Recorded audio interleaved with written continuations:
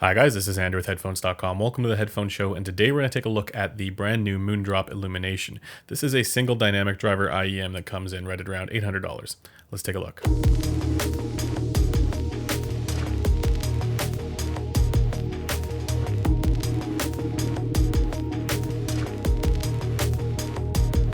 As a disclaimer, this review unit was sent to me for evaluation by Shenzhen Audio, but I've not been paid to say anything in particular about it. And just like with my other reviews, if you guys are looking for more information on this IEM, I'll have posted a link in the description that will take you to the Headphone Community Forum where other people are chiming in on this as well. In any case, let's take a look at the Moondrop Illumination. Starting with the build and the look of everything and the accessories, you can see it's gold. I love gold! The shell design here is very similar to that of the Starfield and the KXXS.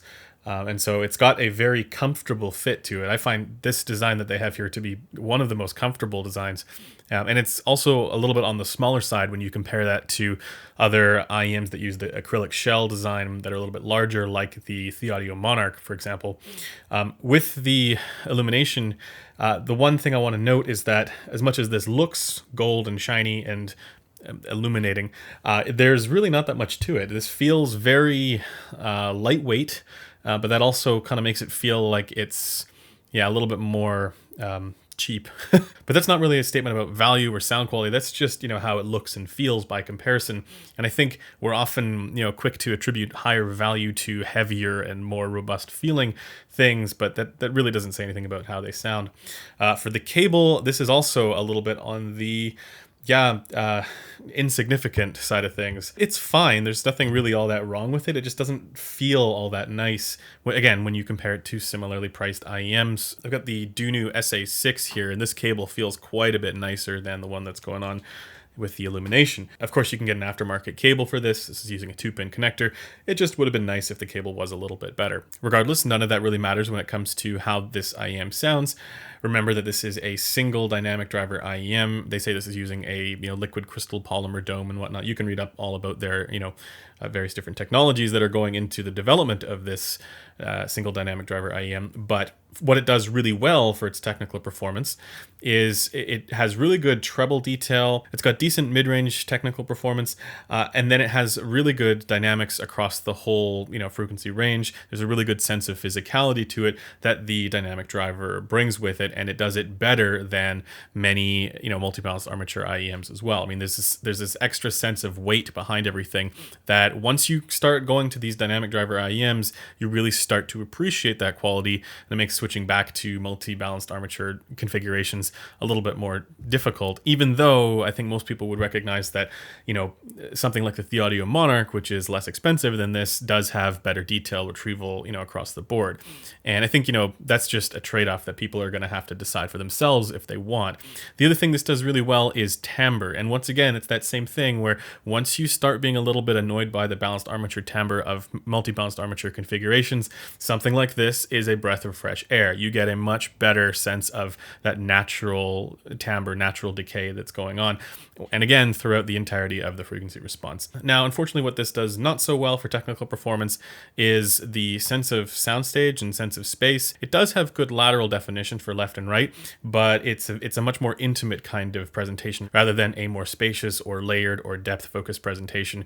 This is definitely not like you're sitting at a concert with the stuff in front of you. It's more like you're on the stage with instruments around you. And then additionally, what this doesn't do quite so well is bass detail and bass texture. It's just not as good on this as it is on even considerably lower priced IEMs that use a hybrid configuration or a dynamic driver in the bass in some way. In any case, moving on to frequency response and tonal balance, the Moondrop Illumination is very similar in terms of its overall tuning to that of the Sennheiser HD650 or HD6XX for an over-ear equivalent. And I mean that in a good way. This is definitely the best tuned single dynamic driver IEM that I've heard yet, and simply put, one of the better tuned IEMs in general, period. And to describe that a little bit, it's fairly neutral for the most part, with a little bit more of an emphasis for the upper bass and lower mids rather than the sub bass. So it lacks a little bit of the sub bass presentation, not unlike the HD650. It's got a little bit of a forward upper mid range presence there where the ear gain is maybe at around like 2.5K. I think the 650 is a little higher than that, but it's again in a similar spot where it's just a little bit too far forward there in the upper mids. And then the treble is a little bit relaxed. Now I say a little bit, I mean just a little bit relaxed.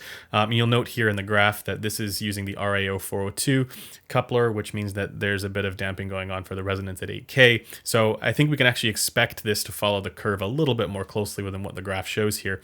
But regardless, the treble is a little bit on the smooth and relaxed side, and that is not a bad thing whatsoever. I think we can all be confident that this is a great sounding IEM for the treble, specifically, just like you get with the HD650. It's a very smooth presentation there as well. So overall, once again, you have a mostly neutral presentation with just a bit of warmth there in the lower mids and upper bass, and then a little bit of a forward upper mid range as well.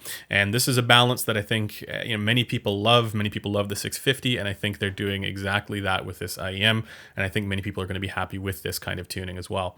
Now, as far as comparisons compared to the TheAudio Monarch, the TheAudio Monarch actually follows the 2019 Harman IEM target like nearly perfectly.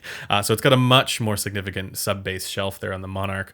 And then I also find that, once again, as I mentioned, the Monarch does have better technical performance overall. I just find it has a better sense of space and layering and, depth and all that stuff, where with the Illumination, it's just not quite on the same level. I think for treble, it's probably pretty close, but yeah, it's just not as good for the bass. But the benefit with the Illumination is that because it's not using any of the balanced armature drivers there, it has a much better sense of a natural timbre. And then in addition, there's an extra sense of added weight behind everything that the dynamic driver imparts to all of your music, all the different instruments and tones that come across, which I really, really do like. Now, compared to other dynamic driver IEMs, while the technical performance isn't on the level of the Dunu Luna or the Final Audio A8000, the overall tuning here I think is better than both of them. And if we can get this kind of tuning with the technical performance of either of those two, then that would be ideal. Looking at you, Dunu. But compared to Moondrop's other single dynamic driver IEMs that are on the more entry-level side of things, compared to the Starfield and the KXXS, which I know they're using different coatings, but the tuning for those is identical. The Moondrop Illumination has a better tuning overall, especially for the treble. So for those ones, the balance is a little bit more in favor of the upper mids, where it's a little more balanced on the Illumination. And then the treble on those ones is just a little bit incoherent in comparison to this. This has a much smoother presentation for, cymbal hits and snare drums, percussive instruments, and that kind of stuff, where I find that, the KXXS and the Starfield, they have a harder time handling busy passages with those instruments in it, and that's in part because this has better technical performance in the treble, but then also in part because the tuning here is just smoother overall. Once again, though, the one area where this lacks a little bit, in my opinion, is in terms of bass texture, and many of these other IEMs that come in at lower price tags do at least as good, if not better, for bass texture and detail. And maybe this is also just in part due to the tuning and all of that being drowned out by a slight bloom there for the lower mids and upper bass that you get with this, that you might not get with something that's a little more of a bass shelf. So in conclusion, is the Moondrop Illumination worth it? Well, I do think that at $800, the asking price for this is just a little bit on the steep side, especially when you consider some of the other IEMs that have come out recently that come in at a similar or less expensive price tag,